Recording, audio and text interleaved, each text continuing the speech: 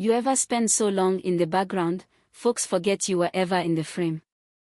That was me, 58 years old, working maintenance at Langston Innovations, pushing a mop past glasswalled offices where 20-somethings tossed around buzzwords like scalability and machine learning, barely looking up from their lattes. I used to be one of them. Hell, maybe better before the world chewed me up and spit me back out in a navy jumpsuit with my name stitched across the chest like some punchline no one bothered to finish.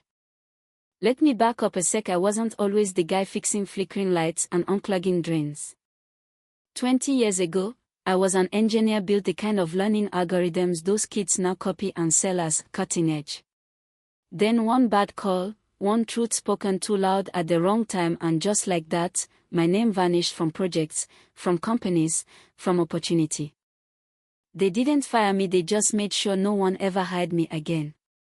So yeah, I ended up back where I started, except this time, not designing circuits, just sweeping under them. Anyway, this story really kicks off one Tuesday morning. I'm mopping the executive lobby like always, earbuds in, half listening to some old Coltrane, when Travis Riker, the CEO, comes storming out of the elevator. Big guy, custom suit, Bluetooth earpiece like he's too important for air. He's yelling about some prototype not working, pacing hard, then bam, his foot hits my wet floor, and he nearly goes down.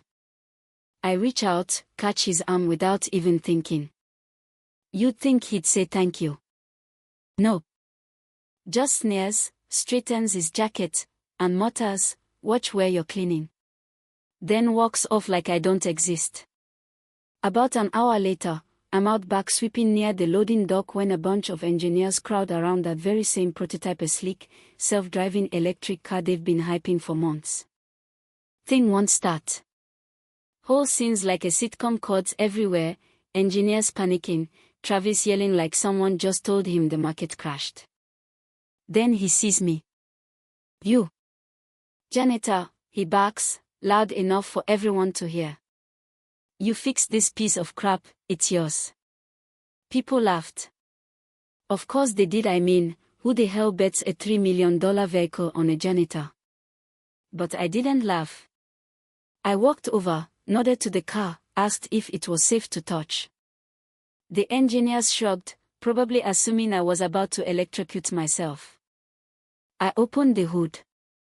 Took one look and saw a bad loop in the feedback relay, same flaw we used to debug back in 2003. Swapped a couple leads, reset the system manually. "Try it now," I said. They did. It started. Dead silence. No one said a word except one voice from the back. Did he really just fix that? It was Zoe in turn, maybe 23, smart as hell and the only one in that crowd not completely full of herself. She was filming the whole thing on her phone, just out of curiosity. That video. It hit TikTok the next day. 3 million views by noon. I thought maybe that had changed something. But all it changed was how HR looked at me, like I was a problem now, not just part of the wallpaper. Next day, they called me in. "You accessed restricted systems," they said. "That's a breach of protocol." Gave me a formal warning. No congratulations. No thanks. Just a slap on the wrist like I was the one who built the faulty car in the first place. But Zoe, she wasn't having it. She started asking around, dug up my old patents, found articles from back in the day, even the one about my brother. Yeah, that part stings. He died testing one of the early autonomous systems we built. I spoke up, told the board it wasn't ready, that we cut corners. They covered it up.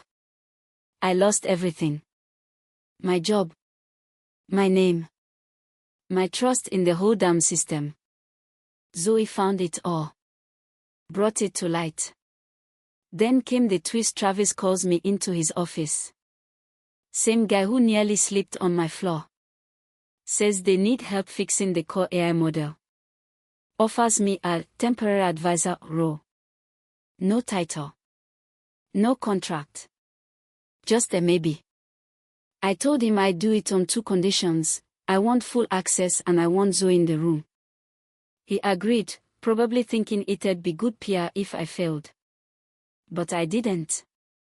We went into that lab the next morning, me, Zoe, and a room full of skeptics. I mapped the algorithm on a whiteboard with a dry erase marker and 40 years of memory. Showed them where the loop caused instability under pressure. Drew out a beta sequence using legacy logic they'd never even heard of. Zoe ran the patch. It worked. Travis turned ghost white. Tried to shut it down. Ordered security to revoke my access, told HR to draft a dismissal. But Zoe had already backed everything up. She leaked the code fix, the logs, the whole damn thing. Next board meeting, Travis was out. They offered me his office. I declined. Instead, I asked for a lab, just a small space, couple of desks, no press, no politics. Zoe runs it now. She built a mentorship program pulling in folks from janitorial, cafeteria, even security, anyone with potential and the fire to learn. And let me tell you, some of the smartest people in that building were wearing name tags and hairnets. And then just when things felt like they finally made sense, I got a letter.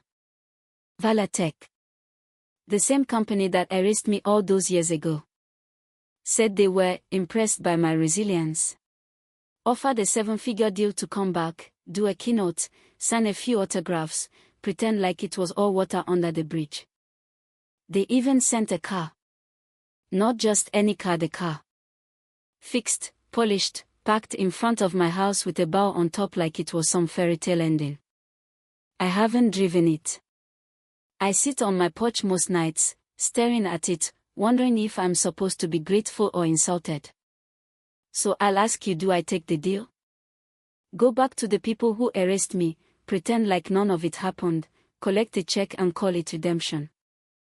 Or do I stay right here building something real, no spotlight, no titles, just purpose? Tell me in the comments. Because maybe justice ain't about who wins loudest. Maybe it's about who's still standing when the noise dies down.